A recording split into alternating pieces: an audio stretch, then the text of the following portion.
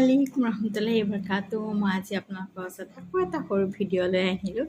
সেইটো হৈ গ'ল যে মই এটা মূৰৰ ওপৰত তাজ পিন্ধি আছোঁ। আপোনালোকে মন কৰিছেনে? আপোনালোকে দেখিছেনে? মই এটা বেলেগ ধৰণৰ এটা মুকুট পিন্ধি আছোঁ। আপোনালোকে ভাবিব পাৰে কি পগলা হৈ গ'ল, আমিতো নাই দেখা। নহয়, অকল ময়েই নহয়, আপোনালোকেও পিন্ধি আছে। যিবিলাক মাইকী মানুহ বিবাহিত হয়, পৃথিৱীত যিমান বিবাহিত মানুহ আছে চবেই আমি এটা এটা মুকুট পিন্ধি আছোঁ।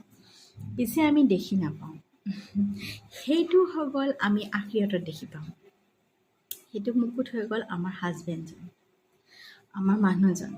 আমাৰ হাজবেণ্ড হৈ গ'ল আমাৰ মূৰৰ মুকুট। যদি আমাক তেখেতে নিকাহ নকৰা হ'লে আমি জানো নিকাহী হ'লোহেঁতেন? আমি কেতিয়াই নিকাহী হ'ব নোৱাৰোঁ তেনেকৈ পুটুককৈ।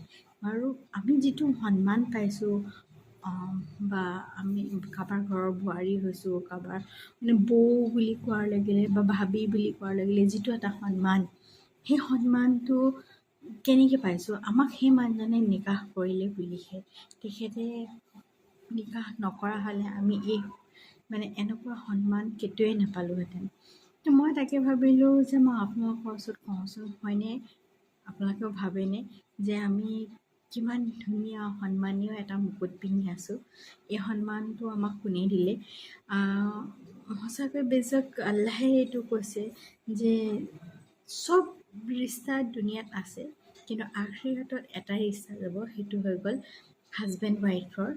আৰু যদি আমি দুয়োজনেই জন্নতি হওঁ তো জন্নতত থাকিম।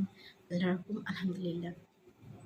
তো তাকে মই ভাবিলোঁ যে মই আপোনালোকক কওঁচোন যে আমি কিমান সুখী যে আমাক কোনোবাই নিকাহ কৰাৰ কাৰণে আমি এটা হওক বা দুটা হওক বাচ্চা হ'ল আমাক যোনে আম্মি বুলি কৈছে, বা আমি এখন ঘৰ সংসাৰ পাইছোঁ, নিজৰ ঘৰ বুলিয়ে নিজৰ দায়িত্ব আমাক এখন ঘৰ দিলে তেখেতে নিকাহ কৰি অনাৰ পাছত।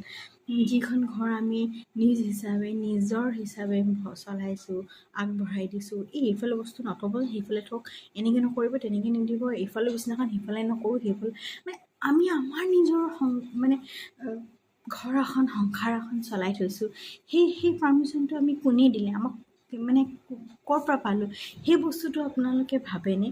তো মই সেইকাৰণে ভাবোঁ, যিয়ে আমাক এই সন্মান দিলে, যিয়ে আমাক এনেকুৱা ইজ্জত দিলে, তেখেতক ইজ্জত নালাগেনে? তেখেতকো লাগে, ইয়াতো লাগে আৰু আখিৰাততো লাগে। আৰু